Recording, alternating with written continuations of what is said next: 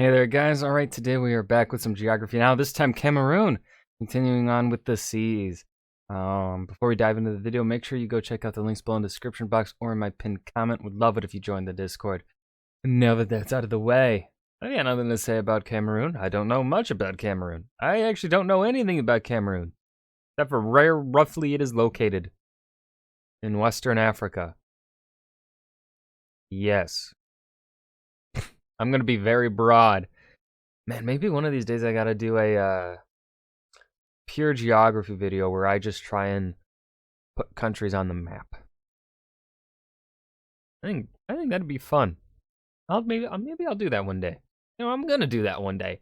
Don't know when, but I will do it one day.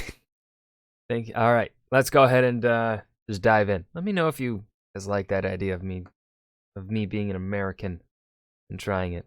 Trust me, we Americans aren't that stupid at geography. And some of us are, but not me. And sometimes I am. I'm rambling. Testing. Is this mic working? Testing. Nope, it's not. All right, episode 2 with no audio. Here comes Cameroon. It's time to learn geography now! Hey everybody, I'm your host Barbie. When it comes to Africa, mostly you're either on the English-speaking side or the French-speaking side. But then you go to Cameroon and you find this strange, unusual hybrid anomaly. But first, the flag of Cameroon is pretty simple. It's just a 3-color tri-band with green, red, and yellow defaced Very simple, with a I yellow like star it. in the middle. Like a lot of other flags in Africa, the flag uses the Pan-Africanist movement colors to symbolize the freedom from colonization. The green is generally understood to symbolize the forests and the green landscape in the southern part of the country, the yellow standing for the savannas in the north, and the red, say it with me, aha! You thought I was going to say the bloodshed of those who fought for the country. No, it stands for unity. Unity! Whereas the star stands for the guidance of unity for the country. Keep in mind, this flag is... I was totally ready to talk about the bloodshed for those fallen for freedom or whatever the words are. almost completely identical to the flag of Senegal. The only difference is the color scheme in the middle. The band is yellow with a green star. I like to think of it like this. When it comes to the middle band, it's Camer red and Sen green. I know that's terrible, but it works for me. But hold on. Barbie. Here's the problem with this, though. Okay? When you're referring to Camera Red, you're talking about the band, but when you're saying Senna Green, you're talking about the star. That doesn't line up, and therefore wouldn't actually be that good of a remembering scheme. It's in my mind. So I would say I like Camera Red. I do like that. I do. All right. So maybe we could go with Senelo. Huh? Senelo? Yeah.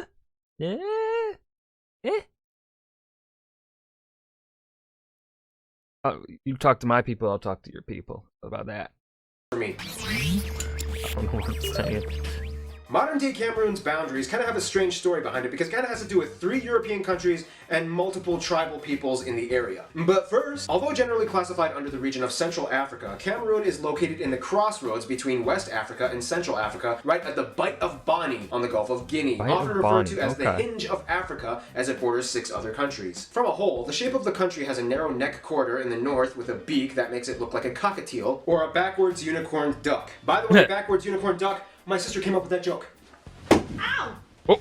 Kind of like Afghanistan, the reason why the country is shaped like that kind of has to do with European history. In the quickest way I can summarize this, first the Germans took over, then the English, then the French, then after independence the English sides had to decide whether they wanted to integrate with Nigeria or the rest of Cameroon. The north sides chose Nigeria, and the south side chose Cameroon. This effectively carved out the northern borders of Cameroon, giving it its distinct narrow panhandle that reaches all the way up to Lake Chad, or what's left of Lake Chad. We'll talk about that in the next section. One thing you have to understand is that even though this island is incredibly close and off the coast of Cameroon, it is actually not part of Cameroon. It's Bioko Island, home to Malabo, the capital city of Equatorial Guinea, the only country in Africa that speaks Spanish.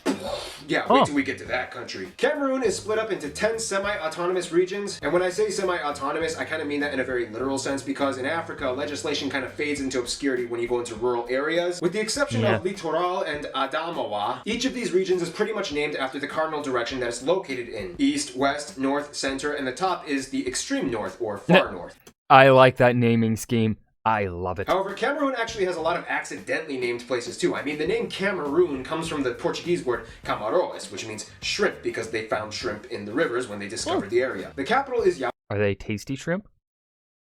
I love me some fucking shrimp. I'm gonna be completely There's one, I don't really like seafood, except for fucking shrimp. Well, crabs, I like lobster, and crabs pretty fucking good too. Alright, there are 3 seafood I like. Yaoundé, located in the center region, and still retains a bit of its French colonial imprint from early days when it was part of the French Empire. However, in postmodern years, they've actually built an influx of unique Africanized high-rises with unique geometric shapes and forms inspired from indigenous patterns and architecture. I mean, just look at the CNPS building with its massive boulder. Shh, just don't ask. Let it Why is there a boulder on top of the building? be. It's Africa. The largest and economically busiest city in Cameroon, though, is Douala, located right on the coast of the Gulf and, of course, hosts Cameroon's largest port and commercial industry. Is it Douala? Because he said wrong pronunciation, so it's therefore must not be Dula. So is it Douala? Basically, the most heavily populated areas are on the coasts, the center, the north, and everywhere else is pretty much just sparsely populated with little pod towns that are interconnected with these small dirt roads that look like a spider's web with flies caught in it. Due to the fact that ground transportation is not really well maintained, I mean only about 10% of Cameroon's roads are paved with tar, many of the towns have small airplane runways that they receive mail and packages on sporadic occasions. Entrance into the forest is difficult So like very much Alaska stylized here. sometimes, and the terrain can cause a lot of travel difficulties the further inland you go. Let's talk about that terrain, shall we?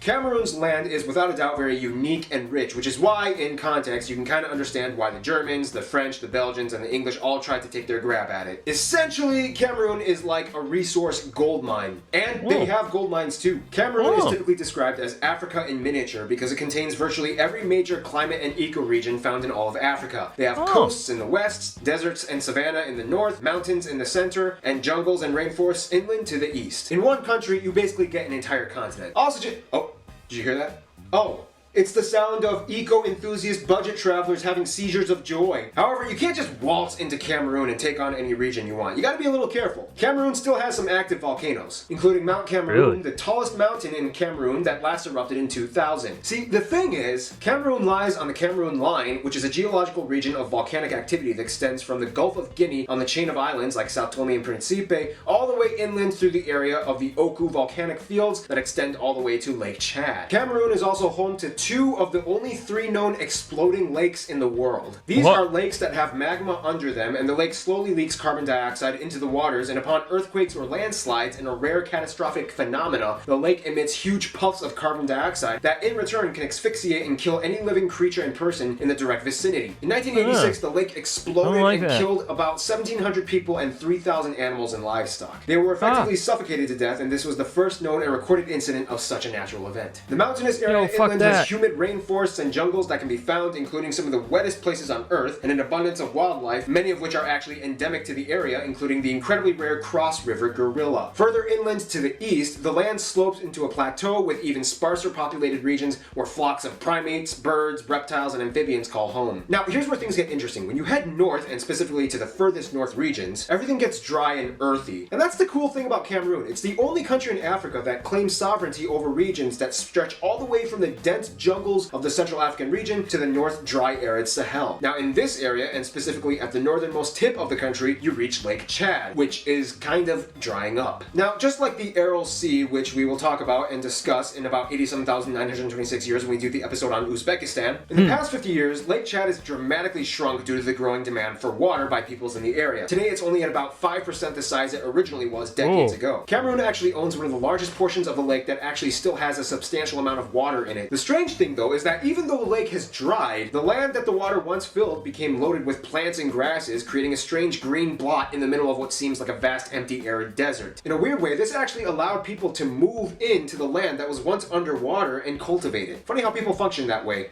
Now let's talk about these people.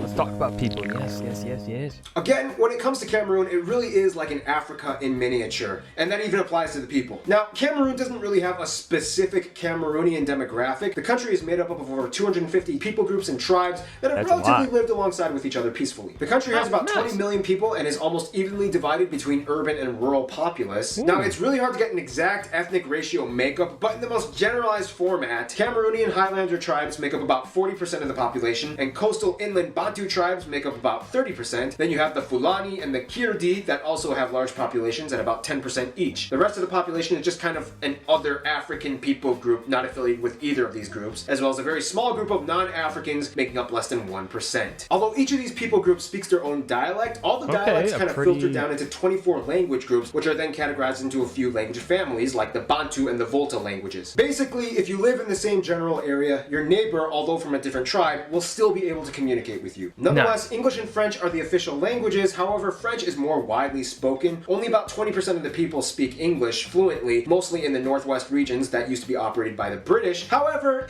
roughly about 40% of the people can actually understand English enough. Okay. This also means that the country has an incredibly diverse culture of traditions, rituals, celebrations, customs, and even dance styles. And that's the thing about Cameroon. Every tribe kind of brings something to the table. For example, Cameroon is the only place where you can find the beehive-shaped Muskum mud huts built by the Muskum people. The Bamoun people, for a short while, invented one of the only few native African scripts in the early 1900s, the Bamoun syllabary alphabet. It was eventually cast into type in 1918, but then fell out of use in 1931. And that's just the tip of the iceberg. We didn't even talk about the Fang people and their cool masks. So as you can see, Cameroon is like a smorgasbord of culture. However, one thing that it does kind of lack is political stability. I knew there was a catch. This place seemed too perfect. Yeah, Cameroon does kind of rank a little low in Transparency International's rankings. They typically are in the upper 140s out of 176 countries listed. It partially has to do with the fact that the country has really only been under the leadership of one of two men since independence. The first president, Amadou Ahidjo, and the second, Paul Biya, who has been president since 1982. Biya has been criticized not really for what he institutes, but rather for what he doesn't do. He makes very few public appearances and has an aloof reign over his country. Sometimes he'll be out of office for months hanging out in France, spending hundreds of thousands of dollars on hotels and luxury items as riots break out in his own country. He's been accused of holding phony elections to justify his position in office and persecuting any opponents that try to step in the polls. Nonetheless, Biya does still kind of maintain national ties with other countries and kind of acts as like a national spokesperson. Now let's talk about whom he rubs shoulders with.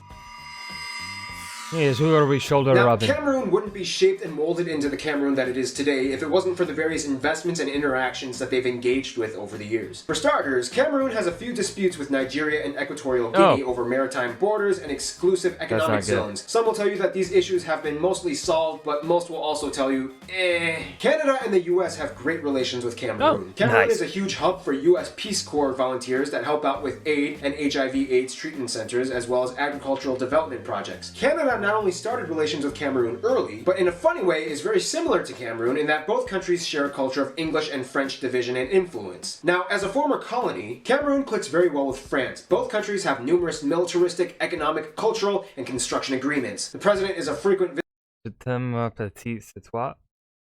visitor to Paris, almost a little too frequent, and I guess one thing that he can be credited for is having successfully secured France's love for Cameroon. As for their best friends, however, Cameroonians would probably say their neighbors in the east, Chad, the Central African Republic, and the Democratic Republic. Dude, everyone loves Chad. I mean, come on, it's Chad. Congo. These countries understand each other pretty well on both a cultural and diplomatic level. Peoples of the north resonate well with Chad, whereas people in the east and south gel well with the Central African Republic and the Democratic Republic of Congo. All four countries speak French and have centuries of historical ties that go beyond brotherhood. In conclusion, you have this amazing, lush, diverse country with some legislative issues and gorillas and lakes that can suffocate you. Like, either one. Stay tuned. Canada is coming up next. Canada's next. All right, that was Geography Now Cameroon.